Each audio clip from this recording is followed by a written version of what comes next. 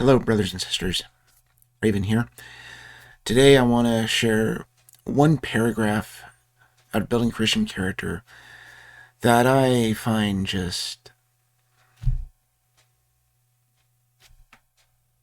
shows what they're hiding.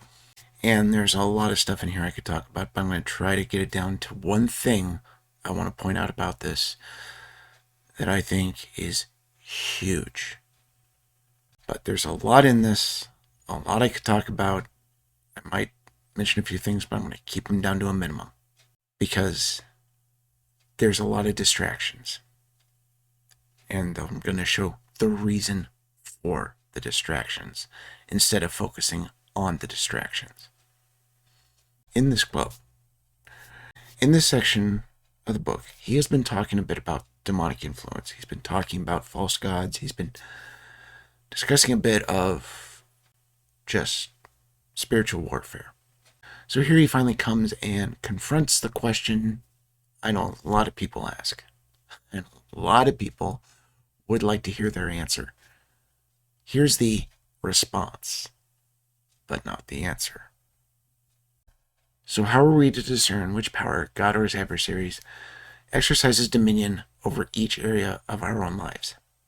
The key lies in Paul's statement. The things which the Gentiles sacrifice, they sacrifice unto demons and not unto God. So how then do you know which deity you are sacrificing to? The determinant is not intellect, competence, or skill, or success, or even dedication to your own work. It's your motivation. If your work, your life, your relationships are rooted in pride and self-images of the world, or enmity against God, if you are consumed with competitiveness, mimetic rivalry, and envy, with keeping up with the Joneses, then Paul says that your covetous is idolatry.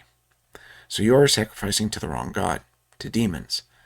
You may be a hard worker, a good businessman, an excellent craftsman, but you will nonetheless be eventually bound by obsessions rooted in envy, competition, and covetousness, all of which oppose the very purpose and nature of God. There is quite a bit of truth to this, hiding a lot of other truths. He talks about all these things that show that you don't have a good motive. But what he implies that he doesn't clarify, and is a huge gap in this, is he's implying that these things are true if you don't have good motivation, and that there is no other false motivation or wrong motivation, or it can't be wrong to do if you have a good motive. But he never explains what this good motive is. He leaves that very blank and empty. He uses all these passages, and in one case you'll notice he uses one twice, which is kind of pointless, but he's doing it to make it look like he's really following scripture. The problem is, what these things point out aren't the problems. These are the bits of truth that he's using to make everything else look good. But the real problem with this, it doesn't answer the question. The question here is, how do you know when you are in some way praying to, serving, connecting with some kind of spiritual power? How do you know when it's a God and when it's one of his adversaries? That's the question he mentions at the start. That's what this is supposed to be about. First, he brings up this quote of Paul about how what the Gentiles sacrifice to is sacrificing to demons, not to God. Okay, that's showing you one case where somebody's doing it, but it doesn't say anything about how you know that what they're sacrificing to is it. And after that, he even has to ask a question himself, saying, how then do you know which deity you are sacrificing to? So, this first part, he's posing this question. How are you to know what this spirit is? Is this from God or of the enemy? Watch what he does in this very next statement. The determinant is not intellect, competence or skill or success or even dedication to your work. It's your motivation. This is talking about identifying what you're doing. This is about identifying you. We're asking a question about identifying this other being. He goes back and puts shame on you. Soon as you go and you pose a question like this, where you can really get to the heart of the issue here.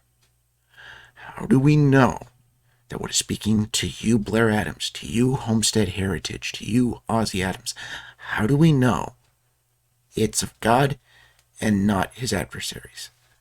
As soon as we get to that huge question, what does this book do? It immediately comes right back and points the finger back at you. It acts like it's going to answer the question, but instead it shifts the blame. It completely ignores the question. And this is the question that needs to be asked most.